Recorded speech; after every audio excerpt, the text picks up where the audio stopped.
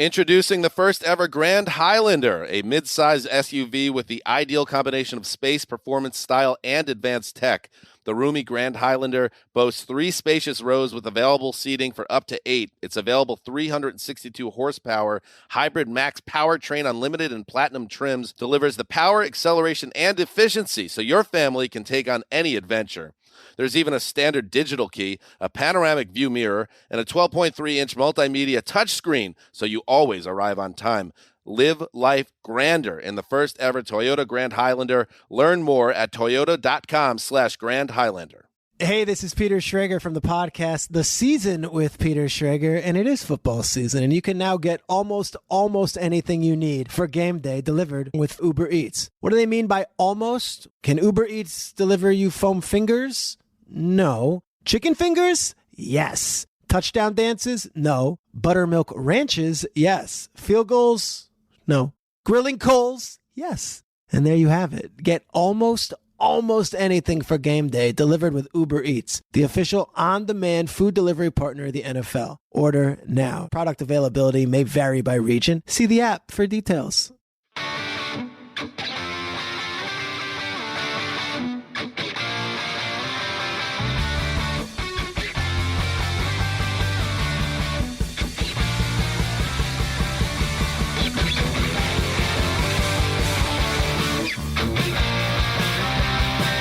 Welcome to the Fantasy Footballers Dynasty Podcast with Borg, Betz, and a baller.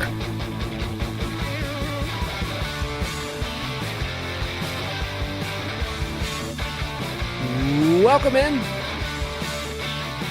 It's Wednesday, January 10th. We're back. Fantasy Footballers Dynasty Podcast. I'm your host, Kyle Borganoni, and I am joined by Matthew Betz and Jason Moore. Well, hello. I'm so happy to be here. Jason, I feel like it's been forever, dude. It has been a while.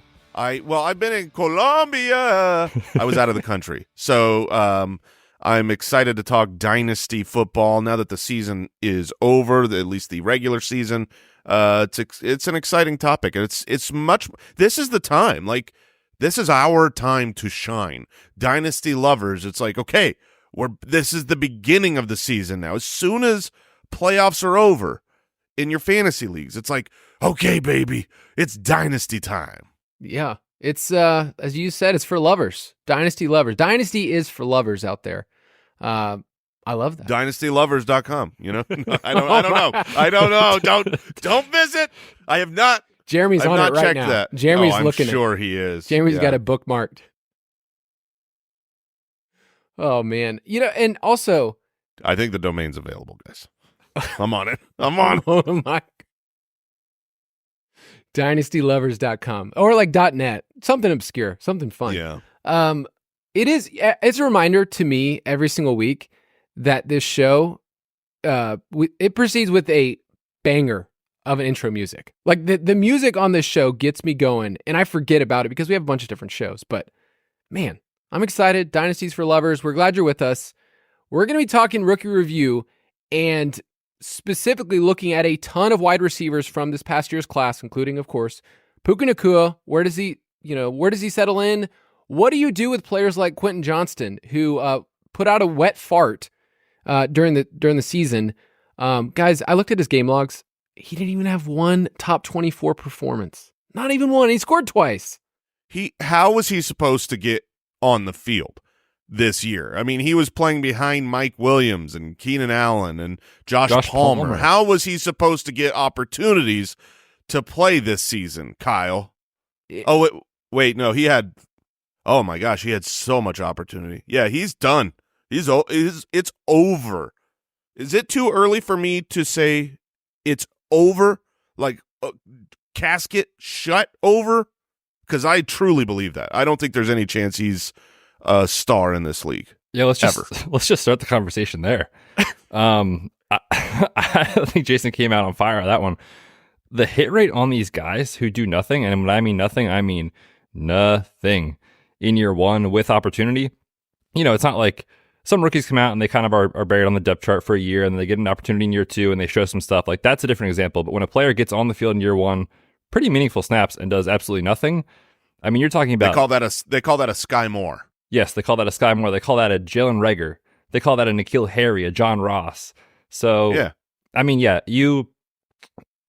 and this is what's tough is because you invested a first-round rookie pick in him to have him on your roster. So being like, man, if someone wants to come get him for a second, like, I don't want to sell low or I don't want to move on, you should move on. And you will probably recoup at least something for him because I agree, when you put this on the field, and he played with Justin Herbert. It's not like he played with Bryce Young or someone like that this year. Like, it's bad. So I'm with you, Jason. When Harbaugh signs with the Chargers and there's excitement for the future and the program and the franchise and everything's going to be amazing, you want pieces of this, that's when I would sell him. And I would sell him for a high second without blinking.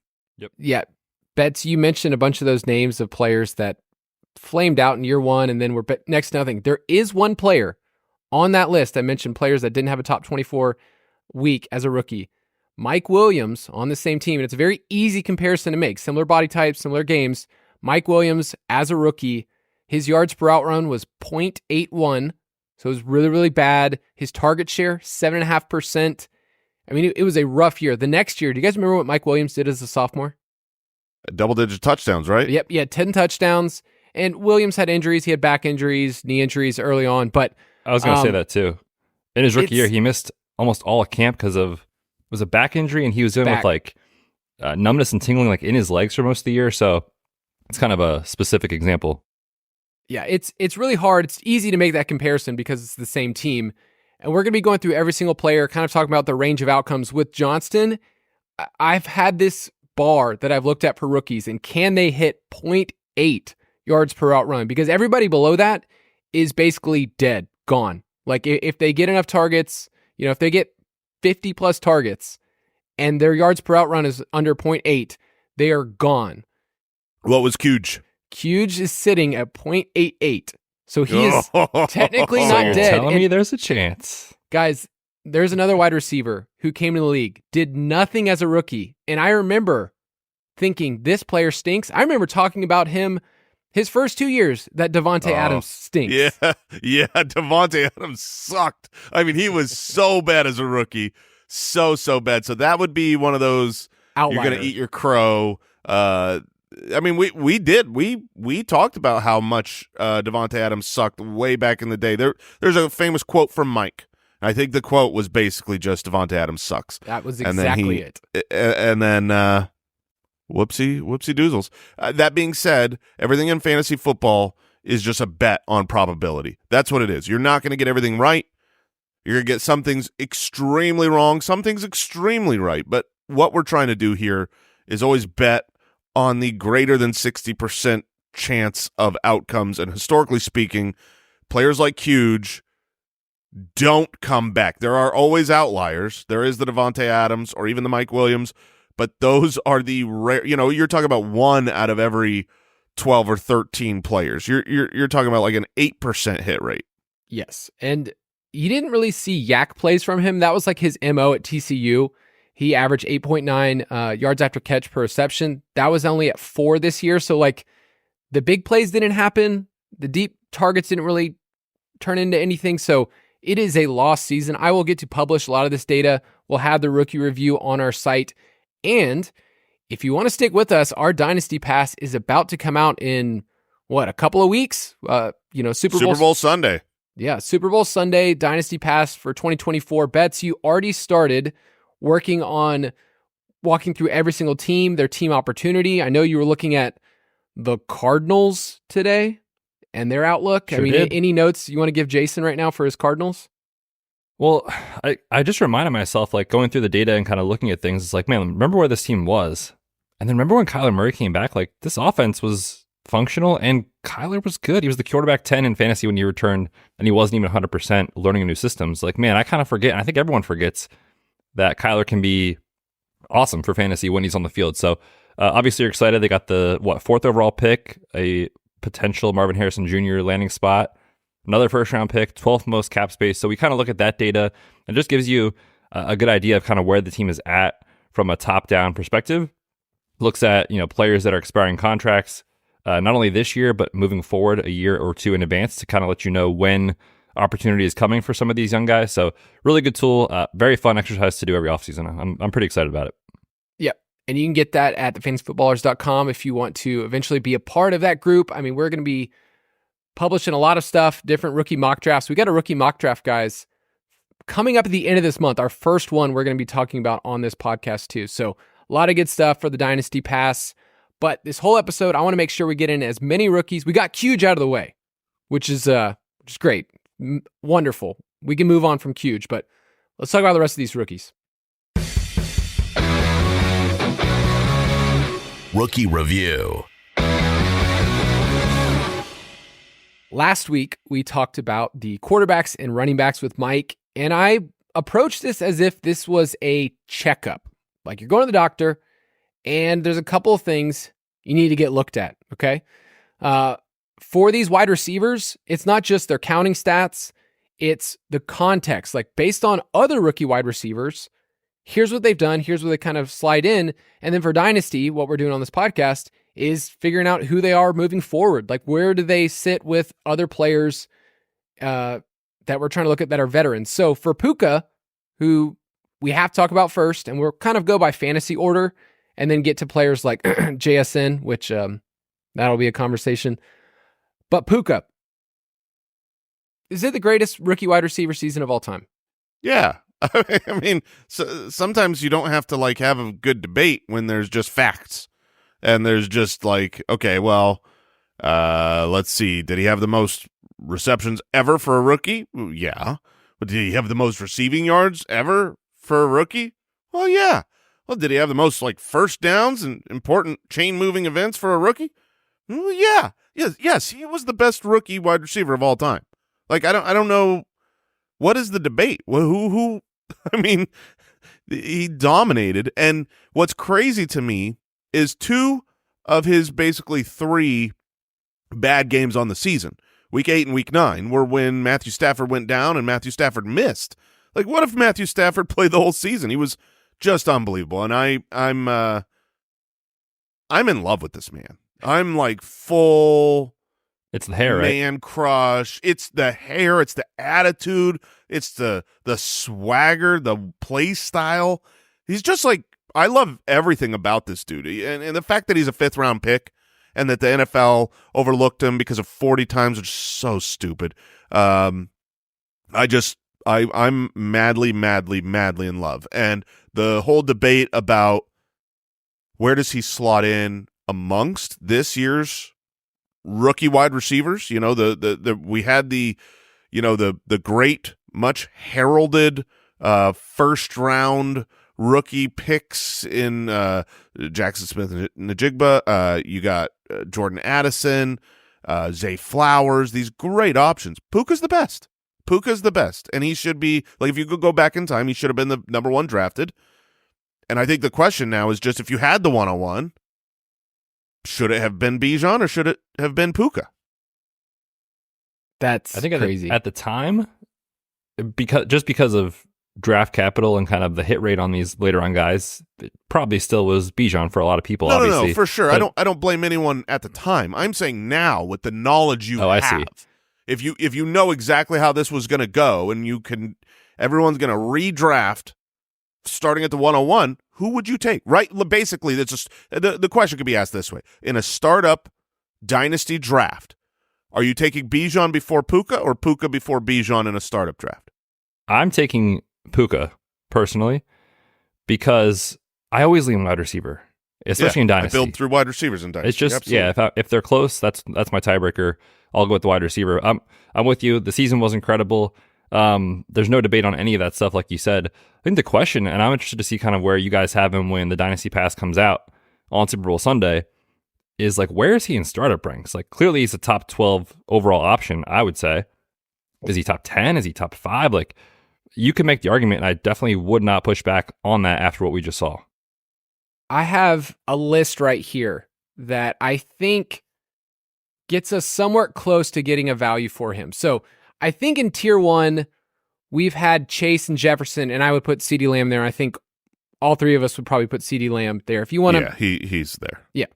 Then I think there's a tier 2, and I think the comfortable wide receivers that feel Amon-Ra, yep, should be there. Yep. I think Garrett Wilson belongs in that tier. I think you can debate. I think Puka would probably be ahead of him for me. And then from there, it's a bunch of question marks. I still, despite the poor end of the season, still think I'd put A.J. Brown there ahead of Puka.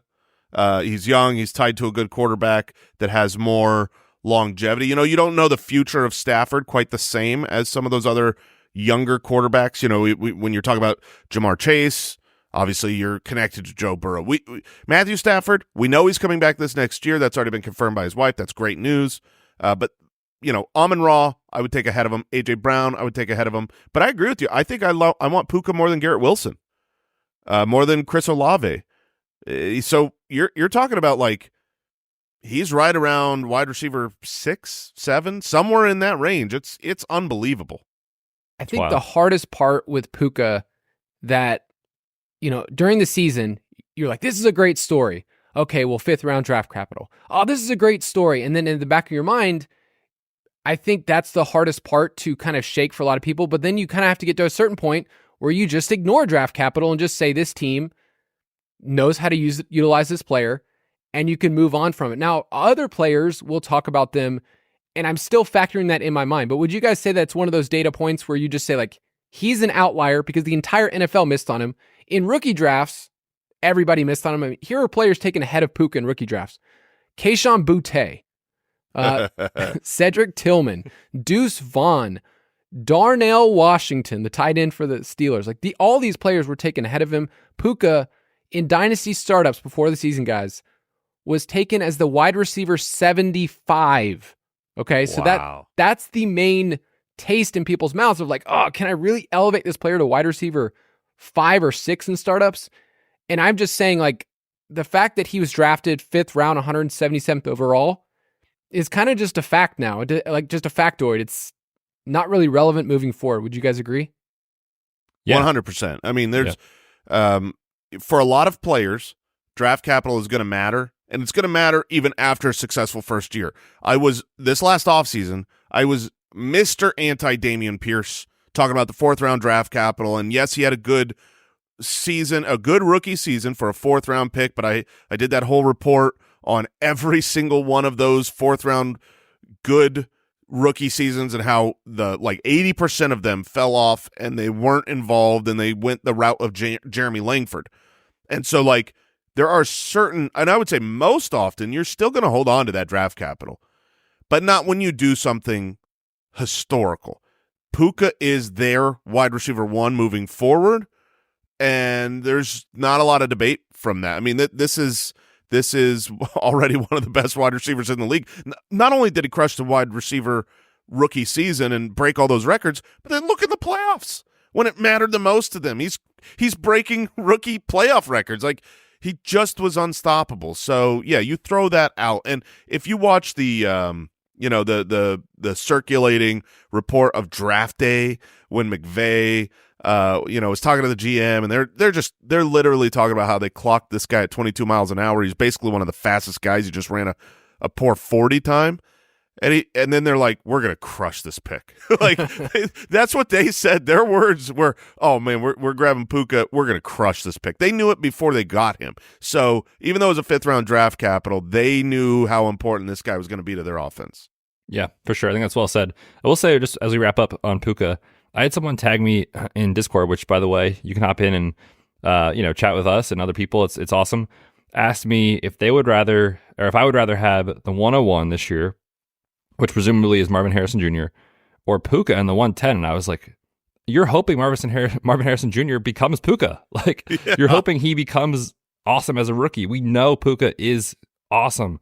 I would take that plus the extra first every time. And I know Marvin Harrison is an incredible prospect, but guys miss every year, right? It's not a proven thing.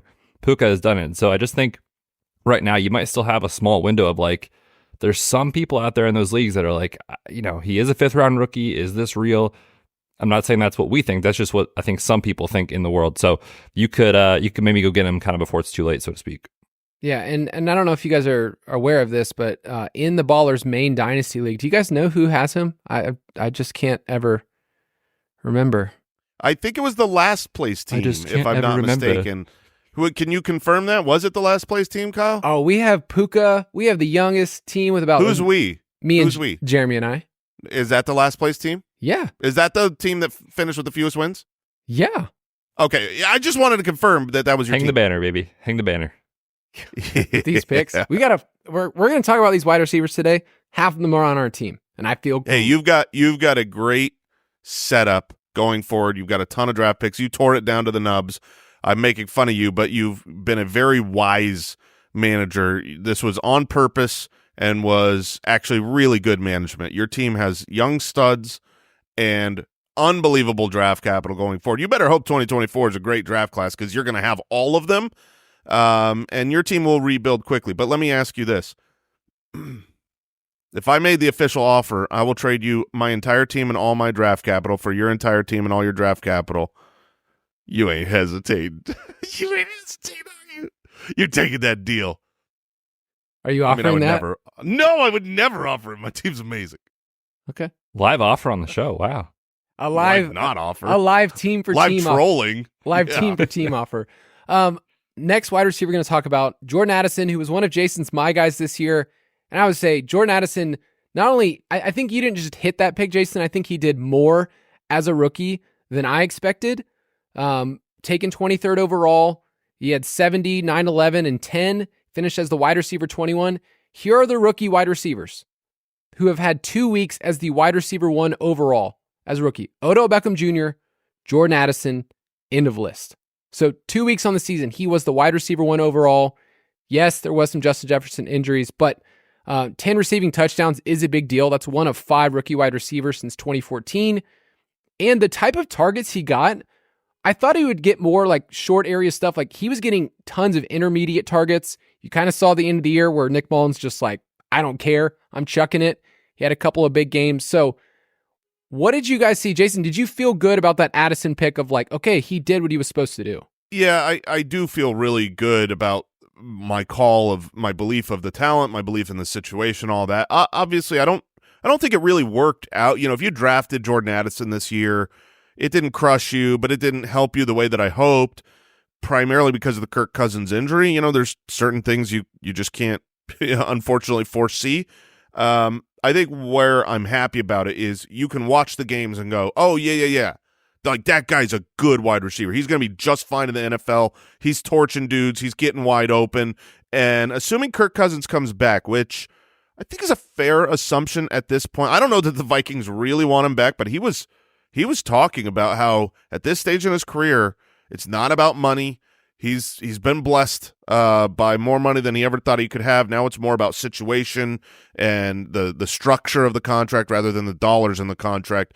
So if he comes back, everything I loved about him coming into this year, which part of that was being the number 2 across the field from Justin Jefferson, I'm going to love even more this next year. And I'm going to go ahead and assume, maybe Betz, you can tell me if this is a dumb assumption. I'm going to assume that Hawkinson is on the pup to start the year. So if you're telling me that Jordan Addison is number 2 in a only 1-2 offense with Kirk Cousins and double teams on Justin Jefferson, I'm pantsless, baby. Well, Jason, I have some news for you. Your pants will be off. Okay, yes, I love being pantsless. The outlook for Hawkinson with the late season, injury is not that he's a guarantee to start on PUP, but just these guys that have these injuries so late in the year, really don't come back to be 100% until midway through the year, maybe. So yeah, I think the start of the year, it's going to be a ton of Jefferson, a ton of Addison, and Addison's going to have a ton of opportunity to capitalize on that in the first, 2-3 months of the year. The only pushback I'll give about Addison that, some of the metrics just behind the scene, he was only targeted on 17% of his routes versus zone, and his yards per route run against zone were not great, which is going to be a theme for me. Like if early on you crush zone coverage, which is 70% of the time in the NFL, then that is a thing. But a lot of it was Jefferson not being on the field. So last question, what is his ceiling in like how high could he go? Because his value is great. It's going to hold for a little while because he's young. But what is his like ceiling for this next year, the year beyond, in terms of like finish with Jefferson there? Wide receiver 12. I think you see it almost every year. Every single year you see about 3 or 4 teams that share multiple wide receivers in the top 24, and oftentimes you see 1 or 2 teams that share multiple wide receivers in the top 12. And this is the type of team, the type of system, and the type of specific players in Justin Jefferson and Jordan Addison that I think could end the season, kind of like what you saw with, Waddle and Tyreek 2 years ago, or A.J. Brown and Devontae Smith 2 years ago, where you go, yeah, these two dudes are both awesome, and even though there's an alpha that's not up for debate, that's Justin Jefferson, the secondary receiver is phenomenal and great so that ceiling-wise, I think he's the lowest end wide receiver 1. All right, we're going to take a quick break, and we'll be right back. You need a vehicle that can meet your family's needs, and Toyota has you covered. Introducing the first ever Grand Highlander, a midsize SUV with the ideal combination of space, performance, style, and advanced tech. The roomy Grand Highlander never makes you choose between passengers and cargo. You can fit both with ease. With 3 spacious rows and available seating for up to 8, and legroom that makes even long trips comfortable. With Grand Highlander's available 362 horsepower hybrid max powertrain unlimited and platinum trims, you can be confident you have the power, acceleration, and efficiency needed for almost any adventure your family can cook up. And you'll get where you're going in style with a modern, spacious cabin that's perfect for both playdates and date nights. Impressive tech upgrades take the new Grand Highlander to the next level, including a standard digital key, an available panoramic view mirror, and a 12.3-inch multimedia touchscreen. Don't just live life grander in the first ever Toyota Grand Highlander. Learn more at toyota.com/Grand Highlander. Hey, this is Peter Schrager from the podcast The Season with Peter Schrager, and it is football season, and you can now get almost anything you need for game day delivered with Uber Eats. What do they mean by almost? Can Uber Eats deliver you foam fingers? No. Chicken fingers? Yes. Touchdown dances? No. Buttermilk ranches? Yes. Field goals? No.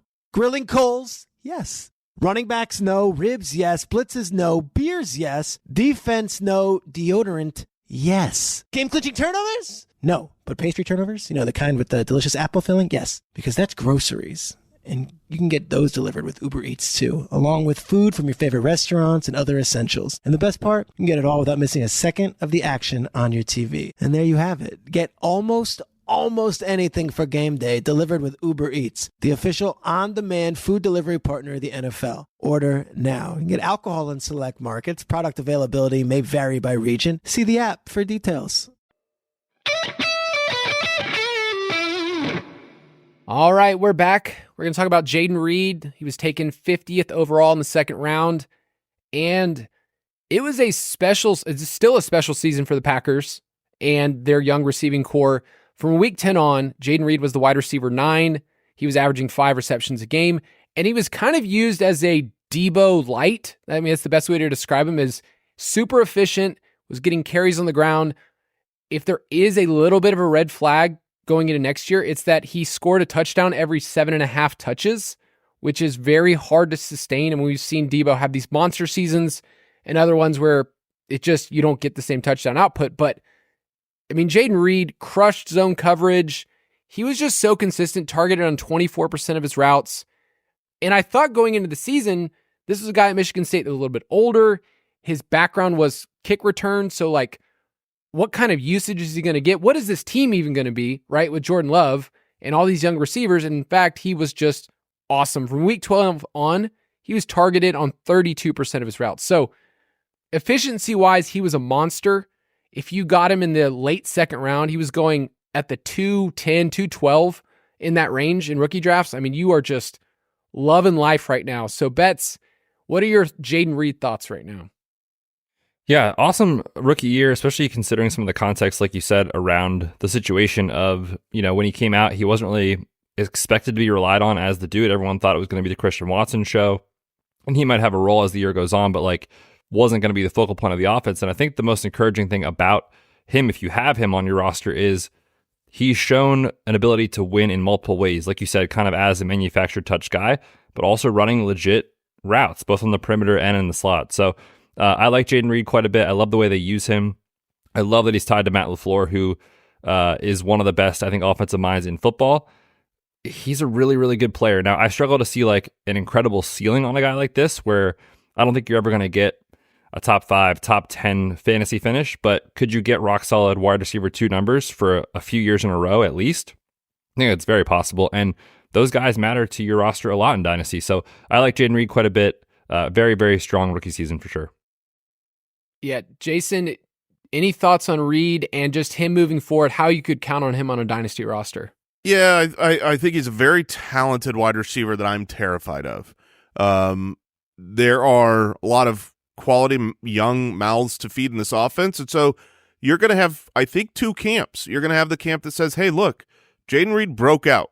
He was the rookie that established himself as the important piece, especially if this coming week against the 49ers, if Jayden Reed shows up and shows out, all of a sudden next year you're gonna go in with Jayden Reed being the number 1 drafted Green Bay wide receiver, and I worry that that's a mistake.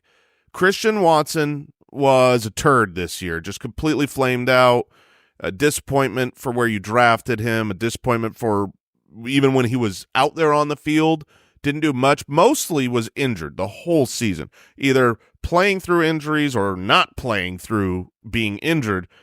But if you look at the splits, like there was the chunk in the middle of the season where Christian Watson was playing football, and not necessarily great football, but he was out there on the field. The 17-game pace for Jayden Reed during those games where Christian Watson was active, a 17-game pace would have been 58 receptions, 689 yards, and 5.7 touchdowns. That's unstartable. Those are numbers that you can't possibly rely on for fantasy. Now, once Christian Watson went out, you talked about that market share, that target share that he had from, after week 13. That's when Christian Watson went out. And during that time, the rest of the season, while Christian Watson didn't get back on the field, he was on a 17-game pace of 102 receptions, 1,190 yards, and 12.8 touchdowns. So to me, I worry that when the entire wide receiving core is healthy, and maybe that's not, Christian Watson's never been healthy, but when they've got the whole core together, he's not that necessary in this offense. He reverts more to like the slot guy getting some quality but ancillary for fantasy role that isn't going to dominate the way that he did dominate the end of this season. So I am much more skeptical of not the talent. I think Jayden Reed proved he's a legit NFL wide receiver. But going forward for fantasy purposes in dynasty leagues, I am not as bullish on him being a week in, week out, plug-and-play starter. And I think there are some people that are super bullish in it. Every league has monstrous Packers fans. And if I've got Jayden Reed in my dynasty league, I'm going to knock on that door specific to the Packers fan and say, dude, how much are you willing to give up for this rising superstar? Because if I can get a haul, which I think you can from Packers fans, I will take that out of the fear that he will just be a slot guy. Jayden Reed or the 108 in 2024? That's what okay, that question was. It's a close line. That's close. That's a very close line. I think my point was more saying that you could get a mid to late first, right, Betz? Yeah, you could probably get something like that. I think that's probably fair market value for him, and I would probably say you might get a higher ceiling outcome with the first round pick, depending on who you get, who you take, and whatever. But like I said, I don't see a huge ceiling on Jayden Reed. I kind of was mentioning that his best case scenario to me is like a consistent wide receiver too. The median outcome is probably a flex guy for your team, which again, in Dynasty is valuable. But just like Jason said, the talent is there. But if you watch this past weekend's game, that is a case in point right there of what can happen when everyone's healthy. Romeo Doubs pops up for a huge game. Christian Watson came back. He didn't do anything, but he was still on the field every now and then. Both tight ends running routes. Aaron Jones out of the backfield. Jayden Reed literally had 0 yards, 0 catches in this game. He just wasn't necessary. And you're going to have those weeks with the Packers offense and the guys that they've hit on, including Dontavian Wicks, who we might touch on later. Yeah, so it seems like we like the player. The efficiency was awesome this year, but really hard to sustain that over the course of the year. And then also just there's 20 moving parts on this team that have all kind of proven it. Like you look over the last 2 months, it was a Bo Melton week. It was Tucker Kraft who showed up. And the last thing I'll say is players that get the majority of their targets in the slot, Okay, I've looked at this over the last decade. If you get 50+% of your targets from the slot as a rookie, you pretty much need to be an outlier. Here are the only rookie wide receivers to finish in the top 30 for fantasy as a rookie if they get the majority of their targets in the slot. It was Jordan Matthews, who was really good as a rookie. Cooper Kupp. Loved him. He was fun. And then he became a tight end. Cooper Kupp, CeeDee Lamb, Jalen Waddle, Amon-Ra, Jaden Reed. You basically need an outlier player, and most of those other ones were drafted early on, and Amon-Ra feels like he's just an outlier player in himself. So I hate falling in love with slot-only wide receivers because you need so much. Like you were saying, the targets often aren't as good. Randall Cobb had some big years with touchdowns, and he had some other years where it's like, this wasn't so great. So we like Jaden Reed. I guess one thing you got to keep in mind is clearly the Packers have a first ballot Hall of Fame quarterback because that's all they draft. So keep in mind that going forward, Jordan Love will be the best quarterback in the league. He's playing like it. Dude, did they do it a third time? They freaking better not have. I'm happy for my Packers fan friends, but screw you guys. I'm a Cardinals fan. We've never gotten it right. You don't get to go 30, 40 years of nonstop first ballot Hall of Fame quarterbacks here. It's not freaking fair. Hey, Kyle doesn't even have a quarterback. At least you guys have Kyler. Or a coach. We don't have any. I don't care. That means I don't have any expectations. Can't get hurt. You can't hurt me right now. Love that. Yeah, and the last thing, Jordan Love at Utah State, he did not look this fluid. He did not run at all at Utah State. I mean, it's a different player. So props to them. Let's talk about Rashee Rice, who, Jason, I need to give you props because I adamantly went against you on this pick because you were saying, I like this guy. I liked him more than consensus. And he was going at the mid-second round in rookie picks. And I was just like, I just don't like this guy. He's older, SMU's, this manufactured stuff. I don't really like it. He was the dude, especially over the second half. Travis Kelce faded away. From week 11 on, he was leading this team, 25% target share. He was just awesome. And then comparing to the rest of the league, not just rookies, his 2.91 yards per route run against zone coverage was incredible. It was tied with Amon-Ra for fourth best in the league. Here are the only wide receivers who had a higher yards per route run against zone coverage this past year. Tyreek Hill, Jalen Waddle, Justin Jefferson. That's it. So on a per route basis, he was incredible, even if you focus on the entire year, not just the end of the year. And in the playoffs, he's been really, really good too. So, Jason, any thoughts on Rice and what he can be moving forward? Yeah, I mean, I did like Rice quite a bit as a talent. When I scouted him, his production was pretty good, but one of the things that I was really impressed with was how much production wasn't in the box score, how many penalties he drew. I feel like every game I watched him, it was just big PI, big PI, big PI, and all of those plays were when he torched a guy and the defender had no choice but to just give them the catch with a PI. So I was impressed with him, and the fact that he went to Mahomes. I remember saying this in the offseason. A lot of people were down on Rice and assumed it couldn't happen because you already had McCole Hardman fail and then Sky Moore fail. And so you get into this habit of saying, well, rookie wide receivers for Patrick Mahomes, we used to be excited for them because it's Patrick Mahomes, but we've learned our lesson. You can't do that. That's like C.J. Stroud. Ohio State quarterbacks can't be. You got to be individual to the specific player. You can't just say, "Well, this situation never works, so it won't work." He was a talented guy. The wide receiver core for the Chiefs just sucked. I mean, I was totally off Sky Moore, and so the opportunity should be there going forward. Now, that's the question. What is Rashee Rice? Well, he's the wide receiver one for this team.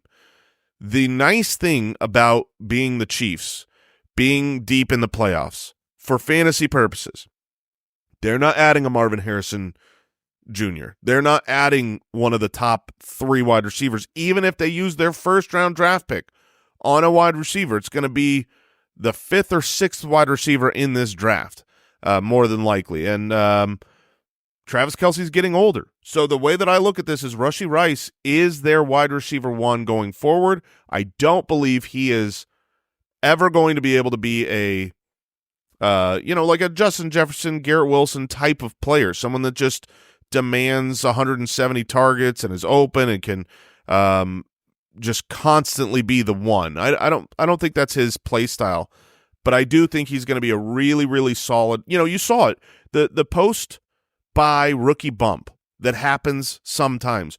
There's never been more clear example than Rashee Rice, who basically went from a part-time player to a full-time player right at that bye week. And so that is a fair look of saying, well, from that bye week on, through the good games, through the bad games, how was he? He was the wide receiver 14 in half PPR scoring after their bye week, including all players in the NFL. So I think next year you're looking at a really, really solid high-end wide receiver 2. You can hope he elevates and levels up. I don't think that's going to happen. Like you said, he's a little bit older already.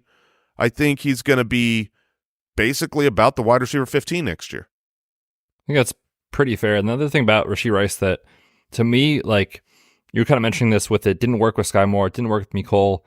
It clearly wasn't working with MVS, Justin Watson's, whoever else you put out there, is there was something about, I forget like when it was, maybe like week 7, 8, 9, somewhere in that range, of like Rashee Rice is learning to be a Pat Mahomes wide receiver, which is you need to learn how to play out of structure, understand what he's going to do to keep the play alive and adjust your play style to that, not just say like, this is the route I'm running and this is how I'm going to run it every single time.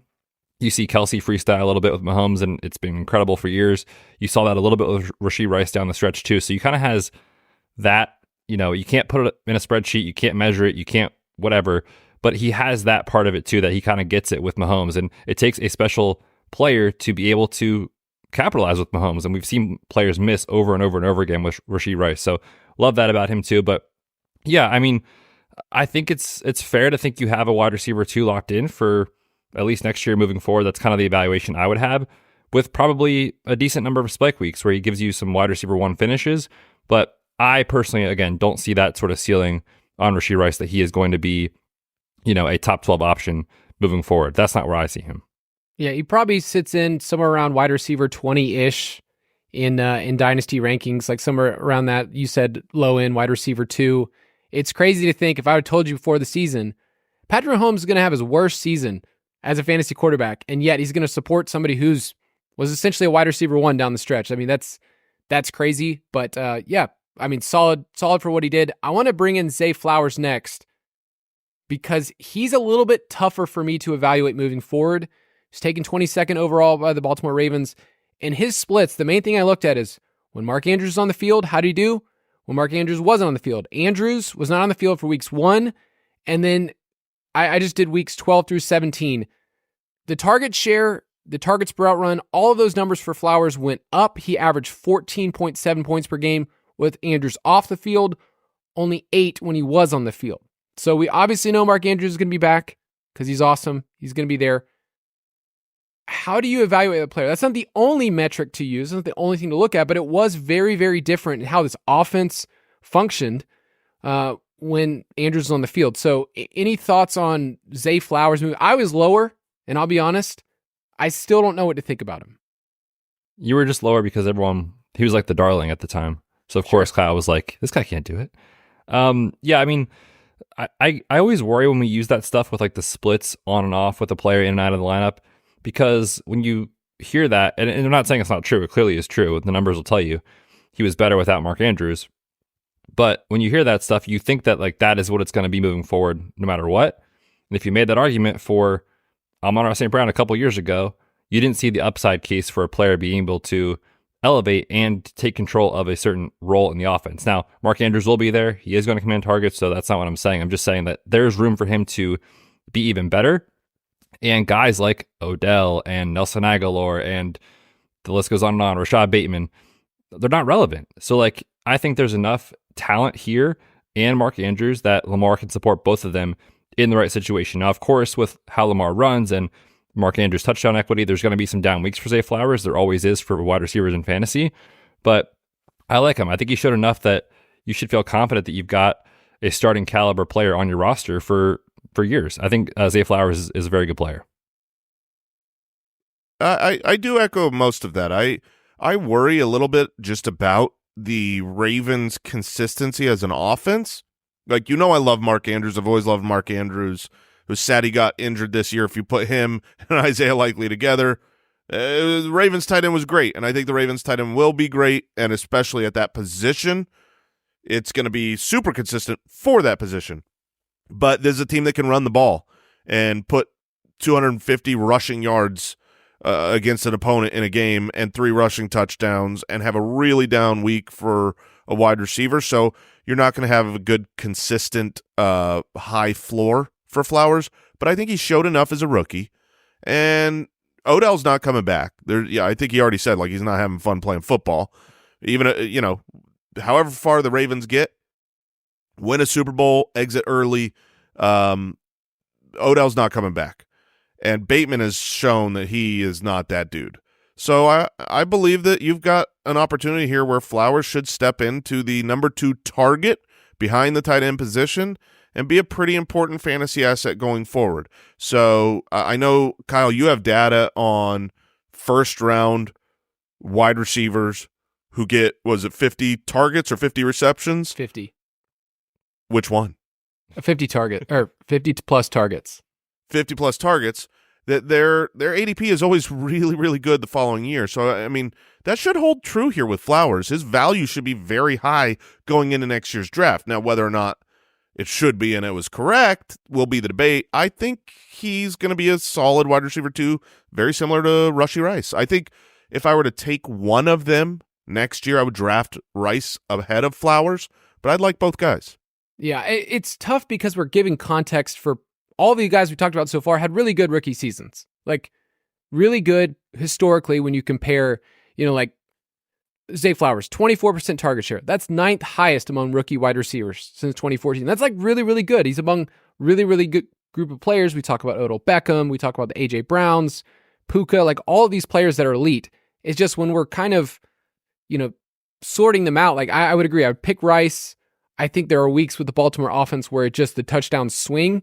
But if you have him on a dynasty roster, I think you can feel good about a low-end wide receiver too. He's going to feel more like a flex, though, sometimes. Yeah, I agree, but the real interesting thing is going to come now to some of the other names we're going to get to. I'm curious, when we get back from break, whether you would rather have Flowers or this next guy. All right, we'll find out who he is. You need a vehicle that can meet your family's needs, and Toyota has you covered. Introducing the first ever Grand Highlander, a midsize SUV with the ideal combination of space, performance, style, and advanced tech.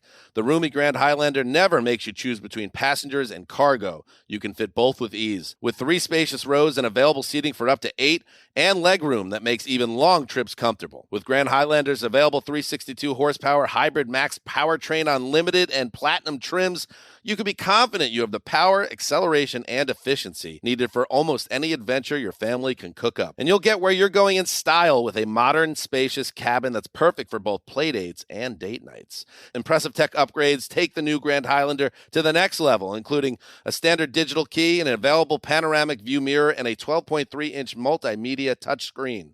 Don't just live life grander in the first ever Toyota Grand Highlander. Learn more at toyota.com/Grand Highlander. It's football season, and now you can get almost anything you need for game day delivered with Uber Eats. What do they mean by almost? Can Uber Eats deliver foam fingers? No. But chicken fingers? Yes. Touchdown dances? No. Buttermilk ranches? Yes. Field goals? No. Grilling coals? Yes. Running backs? No. Ribs? Yes. Blitzes? No. Beers? Yes. Defense? No. Deodorant? Yes. Game-clinching turnovers? No. But pastry turnovers, the kind with delicious apple filling? Oh, yeah. Because that's groceries, and get those delivered with Uber Eats too, along with food from your favorite restaurants and other essentials.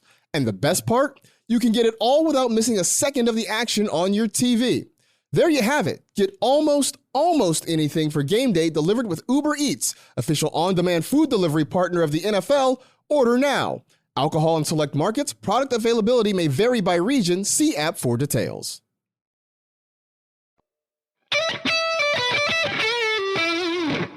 We are back, and we are going to talk about the artist formerly known as Nathaniel Dell, now Tank Dell, 69th overall by the Texans.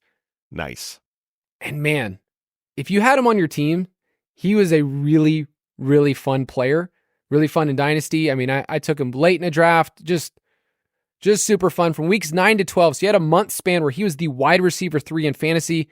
He was cooking 92 receiving yards per game, 1.3 touchdowns. Like, he was scoring touchdowns. And the craziest thing is I went into the season thinking, oh, he's a little guy. They're just going to get him little, short stuff. He had one target behind the line of scrimmage all year. Like, it was deep stuff. It was intermediate targets. 72% of his receptions went for a first down or a touchdown. That was 7th best among wide receivers. So for a small dude, an itty bitty boy, he was playing like one of the big boys. So big plays, unfortunately gets hurt. Betz, what do we know about his injury situation and his recovery timeline? Yeah, he had the fractured fibula, which is, I don't want to say routine, but overall a pretty straightforward recovery. So, I mean, he'll be limited early in the offseason, of course, off the surgery, but he'll enter training camp at 100% and, no risk of missing any time in 2024. So he should be good to go for this year and no real concerns. All right, so bringing it back to the question, Jason, Zay Flowers or Tank Dell in Dynasty? Easy question for me. It's Tank Dell. It's Tank Dell for me. Tank Dell is a star. Like, I had a real hard time believing that a 165-pound player can really produce at an elite fantasy level. Like, he could be great for the NFL and just not really be great for fantasy. But it's like you said, they didn't use him behind the line of scrimmage. They didn't use him as this short little slot gadget guy. He was used as an alpha kind of X wide receiver. It was him and Nico on the outside just tearing teams apart. He started week 1, under 50% of the snaps, then got a little bit more involved starting week 2. Gets injured a couple weeks later, misses a game, and in that injured game only plays 30% of the snaps. If you take his entire season, right, up until the game he didn't do anything and got injured, including the 36% snap injured game, including the week 1 where he was first NFL game and not very involved, and you just say, well, what was his pace? He was on pace for 1,200 yards and 12 touchdowns on 130 targets as a rookie. He's tied to CJ Stroud. I am full engorgio for Tank Dell. We had a moment on the main show between Andy and I, and this happened so naturally. We were near our trade deadline in our league of record, and I had been trying to trade for Tank Dell because I thought he was a league winner. I just watched him every single game. So much fun to watch. No defenders can guard him. He'd just burn people and find the space in a zone. He would no one could guard him a man. He's just really, really good. And his production, holy moly, if you look at his college production, it was one of those where it's like, whenever I see college production that high, I just almost throw it out. I just go like, well, this was gadget, weird college system where it's like, oh yeah, he had 100 touchdowns in college. It's just insane production. But then when you come to the NFL and you match that with a superstar, sensational quarterback, I mean, there's very little to not like here. You can make the argument, oh, I think he's too small to stay healthy. That's fair. He fractured his fibula getting this kind of work, and he's 165 pounds. You can play scared and or smart and say he's too small for me. I'm not playing that way. Everything he showed on the field translated from college. He was great. The franchise put him out there. They used him the right way. He's a rookie tied to a rookie quarterback. I mean, what is there not to love about Tank Dell? I would go trade for Tank. If I could go give up a first for Tank Dell right now in any league, if I could find any manager that thinks that that's a deal for them, I'd do it in a heartbeat. I don't know that you'll find that, because if you had Tank Dell, you experienced how good he was when he was playing. And to get back to that moment, so at the trade deadline, I decide, you know what, because I had been going back and forth with this manager for Tank Dell. And I was like, you know what? I just want to go win the championship this year. I was the reigning champ. I wanted to just back-to-back it. And I said, I'm going to go pay whatever it takes to get Tank Dell. So I pull out my phone. I open up Sleeper. I go to that manager's team. And I go to, the trade screen, select him. And I look for Tank Dell. And I'm like, what? Wait, I missed his name. Like, I'm looking for him. And what? He's not there. And so I can't find Tank Dell. And I'm going, why? What happened? And so I exit and I go to the chat log and I see that my nemesis, Andrew Holloway, had just previously we had never talked about this. We had never mentioned him as a league winner or anything. Andy had the same thought, totally independent, and went and traded for Tank Dell right before me. Now, it turned out he got injured. He wasn't the league winner. But despite Andy did win the league with other assets, but I'm all in on Tank Dell. I'm a full believer, and I think he's going to be, like a top 15 wide receiver going forward. I think you can make the argument of like, I would take him over Zay Flowers. Yes, Rushy Rice tied to Patrick Mahomes. I think I'd rather have Tank Dell. I really would. Yeah, who has him in Dynasty? Oh boy, here we go. Shut up. Can we mute his mic? Go for it, Betz. I have a couple of things just to add, but I agree, he's great. When comparing prospects and rookies, it's not the end all be all, but sometimes I just look to see like who is better at earning targets. Thinking about Zay Flowers versus Tank Dell. It was Tank Dell, higher targets per run, more efficient with his yards per run. And then I think about the quarterback, like Lamar is great, but we know that there's going to be those games where Lamar is going to run, take away production from his wide receivers. That's not necessarily CJ Stroud's game. And so you're going to get a pocket passer that can support multiple options. To me, that's good for fantasy when you have that wide receiver. The other thing is, think about like quarterbacks in the league that just elevate all the guys around them. There's not that many. Noah Brown, for years, was a blocking wide receiver with Dak Prescott. He goes to CJ Stroud. Noah Brown is Randy Moss this year running around out there with career days. It's like, what is happening? Like, CJ Stroud might just be that good. So I'm with you. I think Tank Dell over Zay Flowers is a pretty easy decision for me personally. He destroyed zone coverage, which just makes me happy. 2.75 yards per out run against zone. And I want to finish this conversation with just one other Texans question, because, the Texans, they're pretty much on the list. Our company was going through which teams we're rooting for the most that are still in the playoffs. And I think every single person had the Texans as one or two. We're just, all behind the Texans. We love CJ Stroud. Would you rather have Tank Dell or Nico Collins in Dynasty? Nico going into a contract year. It's tough, right? It's really tough, man. I want both those guys. Maybe it's okay to be able to say they're pretty much the same. Like, we're splitting hairs here, but they're very, very close. I think if Tank didn't have this injury and just finished out the season, I think it would be a different conversation. It's so hard, man. It also doesn't help that in against the Colts, Nico Collins had that huge bomb touchdown, and then he just shreds the Browns 1 week later on national TV. Oh man, they're both really good. So man. Good. It's really, really hard. So through the year when they were both playing, I remember we were asked this question after they both kind of had their big games. They kind of took turns. It was like, who would you rather have? And I went Tank Dell. Said I'd rather have Tank.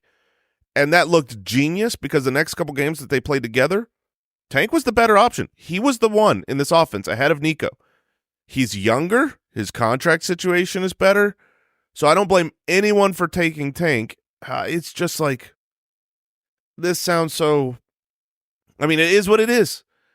I want the 215-pound guy over the 165-pound guy. It's that simple.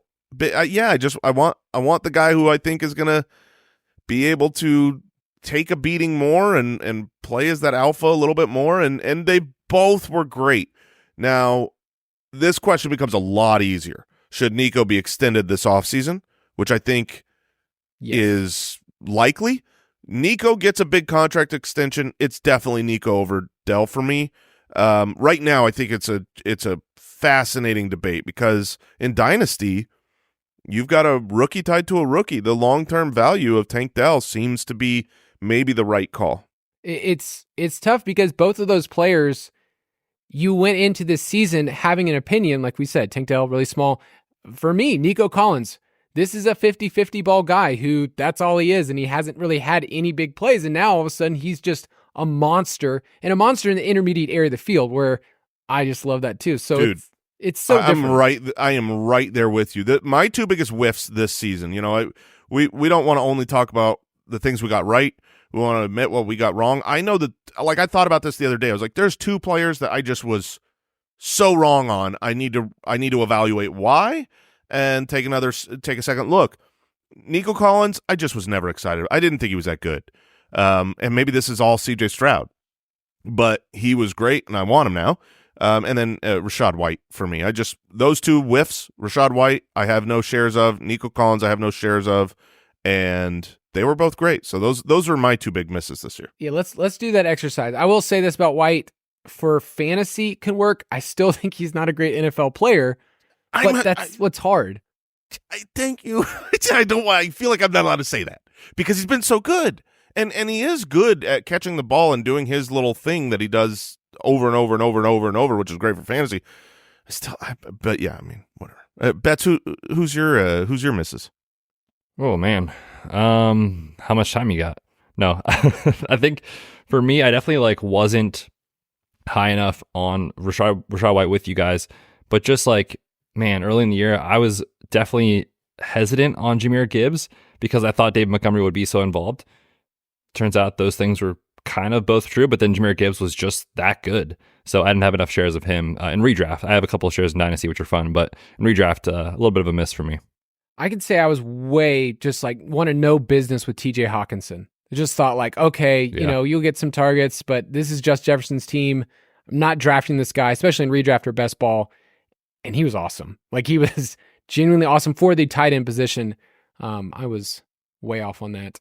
All right, let's talk about JSN because I think he's the name that I have him in a couple of rebuilds. I was very happy to draft him last year. I felt very confident to draft him as the top wide receiver. And, he was the wide receiver one, usually went 102 to 104 in a super flex. He was drafted up there, and it was a really slow start to the year. I mean, he was getting 50% of the snaps through first month of the season. Yeah, I came out and said on the main show that down the stretch he could be a league winner. He was not a league winner at all. In fact, he only had 3 finishes inside the top 24, and his usage, you guys noticed that at the beginning of the year, it was just these weird low ADOT, don't matter targets. He had 29 receptions behind the line of scrimmage. That was most among rookies, and I had to look this up because this is not good territory. It is the second most in the Pro Football Focus era behind the line of scrimmage for rookie. The only rookie with more targets behind the line of scrimmage, Rondale Moore, who was used as a nothing as a rookie in that running back very often. Yeah, so that is not what JSN was in college, and that's not what I think he can be moving forward. So I need some help here because everybody invested a ton in him. He's still going to hold a lot of value, and yet you have to kind of dock him in your mind compared to these other guys we all talked about. I'm assuming people, they're going to want Puka ahead of him. I'm assuming people want Addison ahead of JSN. Rice is right there. Rice, Flowers, Tank Dell. I think those are the kind of guys that are in conversation. So I'll start there. Where does he slot in among those guys moving forward? I think you have to take a dynasty approach versus a redraft approach on JSN. Most of the guys we're talking about, and we're looking at their next year's outlook. I think their next year's outlook is better than JSN. JSN will play next year behind Tyler Lockett. The contract situation, Lockett should be back behind DK Metcalf. Those are not average wide receivers. You're not just okay, well, you're supposed to be talented, but you're third on the depth chart. Those are Pro Bowl wide receivers. Those are all pro wide receivers. I mean, you're not going to be a dominant one in that offense. For fantasy purposes, I mean, part of the reason he was used so much behind the line of scrimmage is because they just had to find a way to get him involved because he's talented, but he wasn't going to be the wide receiver 1. He wasn't going to be the wide receiver 2. Going to this next season, I could see more of the same. And so in redraft, I'll be taking all these other guys that we've been talking about. I'd take Tank Dell above JSN. But when you're talking dynasty, you still need to have a long-term view for talented players. I didn't see anything this season, to me, from JSN that said he's not as good as I thought. You know, like you watch Bryce Young and you go, he's not good. He's not as good as a lot of people thought. JSN didn't get it done for fantasy, but he showed flashes to me. He looked good. His hands were great. I mean, he broke his hand at one point. You can't forget that. Was playing with a broken hand through some of the season after he came back from missing a few games, but he had flashes to me. He looked good. He looked the part, and I still believe he's very, very talented. He's a real difficult prospect in the sense that depending on what your team is, right? Are you a competing championship contending team right now? Most teams that have JSN are not. Most teams that have JSN had the 102 or 102 to 104. And he didn't come and push your team towards championship levels this season. So I think he's probably in a good place on most Dynasty rosters to be someone that over the next 6, 7, 8 years is going to be a really important fantasy asset. But I don't love his 2024 outlook still. Yeah, just to put some numbers to the situation for Lockett and Metcalf, $24.5 million next year for Metcalf, $27.8 for Lockett. The following year, 26 for Lockett, 29 million for Metcalf. So like those guys are there unless something crazy happens, which is really tough because, like you said, we think we all agree JSN is a very talented player, but Seattle has been very willing to like slow play their rookies. Maybe that changes now that Pete Carroll's moving on.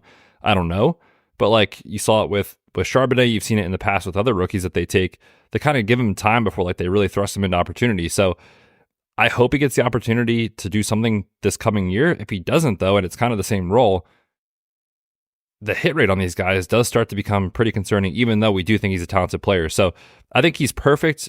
If you are not planning to contend in 2024, he's the perfect trade target to me in Dynasty because you can live with a okay year in 2024 and understand the upside is there long term. But like you said, if you're competing for this season, I would much rather have Tank Dell, Rashee Rice, the other guys that we just talked about. Yeah, I think people are going to be willing to wait it out if you invested an early pick on him, just saying, hey, I want to see where this goes. And let me give you a couple other numbers historically. His targets per out run was 19.5%. That's solid. I mean, Calvin Ridley's was right there, Devonta Smith, DK Metcalf. I mean, they're all in the similar ballpark. So, like, historically speaking, he was totally fine. And I looked at rookie wide receivers. If they saw 90 targets as a rookie, what did they do the next year? 68% of them increased their target share. And the average yards per out run for those wide receivers was over 2 yards, which is really, really good. So I think JSN, you'll see a slow improvement. If somebody gets injured, it's a bigger opportunity. But, man, I feel like value-wise, going into the season, you'd say, oh, he's a top 15 Dynasty wide receiver. He's probably more 20-ish right now, which, usually you don't see those wide receivers drop in value, but he's not done. Please do not just move on. I want to just quickly hit, as we wrap up the episode, any other wide receivers. We talked about Quge, who not good, not great, and we'll publish these findings.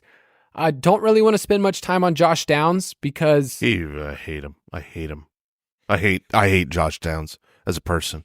I hate him so much.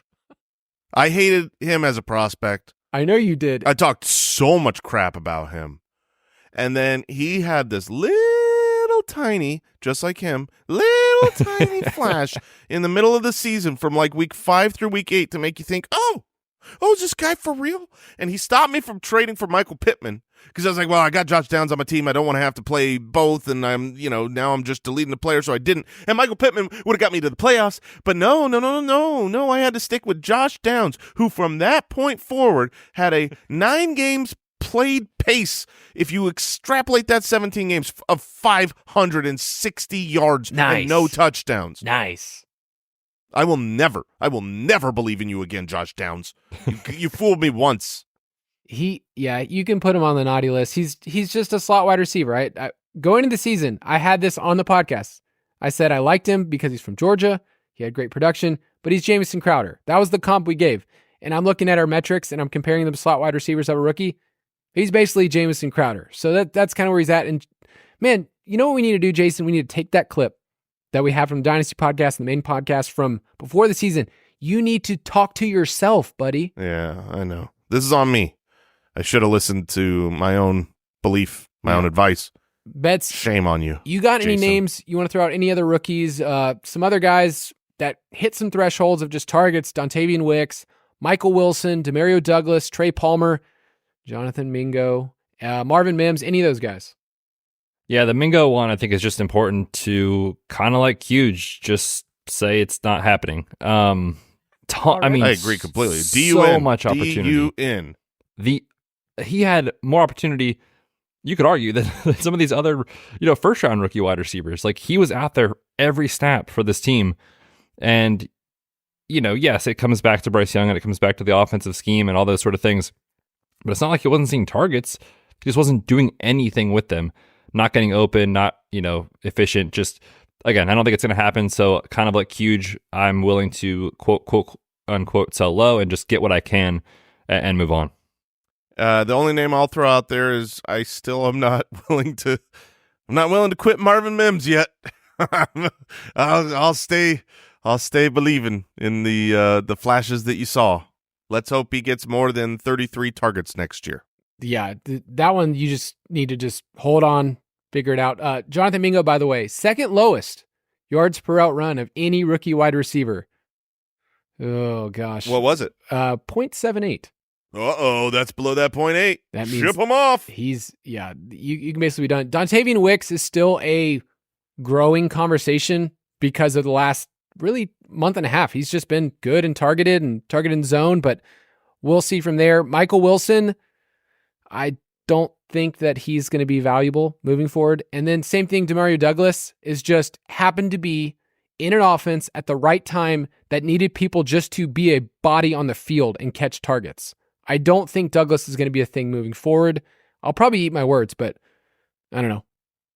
What do you guys think? There's no ceiling. There's no ceiling on a player like Pop Douglas, obviously. But his underlying numbers and like metrics are okay. It's just that context, like you said, is important. PPR leagues is like a double flex. I could see him every now and then cracking your lineup, but that's really it. Yeah, it's going to be a different team, different, offensive setup, everything. So who knows what they're going to be. I mean, is their quarterback Drake May? That's probably they'll take second overall. We'll see. Third overall. Washington second? I should know that. Yeah, Washington second. I'm drawing a blank right now. Yeah, Washington second. Washington. Patriots are third, so they'll probably take Jaden Daniels. We will get all that cleared up because the Dynasty Pass will get to give you all the information for that. So yeah, make sure you stay connected. We will get to talk next week about some important Dynasty stats to consider and throw out some trade targets that you can use all the way up until the Super Bowl and beyond. So that'll do it for the show. We'll see you again next week. Have an awesome week. We will catch you next Wednesday. Kyle, what are we talking about next week? Targets. Ooh, see you then. Thank you for listening to another edition of the Fantasy Footballers DFS and Betting Podcast. Don't forget to visit us on the web at thefantasyfootballers.com. Introducing the first ever Grand Highlander, a mid-size SUV with the ideal combination of space, performance, style, and advanced tech. The roomy Grand Highlander boasts 3 spacious rows with available seating for up to 8. Its available 362 horsepower hybrid max powertrain unlimited and platinum trims delivers the power, acceleration, and efficiency so your family can take on any adventure. There's even a standard digital key, a panoramic view mirror, and a 12.3-inch multimedia touchscreen so you always arrive on time. Live life grander in the first ever Toyota Grand Highlander. Learn more at toyota.com/Grand Highlander.